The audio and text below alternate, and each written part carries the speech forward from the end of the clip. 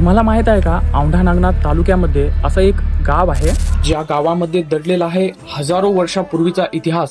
येथे झालेल्या उत्खननातून सापडल्या 3 दिव्य प्राचीन मूर्ती, जसे की भगवान नृसिंह, भगवान अर्धनारी नटेश्वर व माता सरस्वती.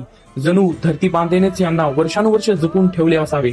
रजाकाळीच्या काळात या मूर्त्या नष्ट होऊ नये म्हणून भाविकांनी या जमिनीत गाडून ठेवल्या असाव्यात.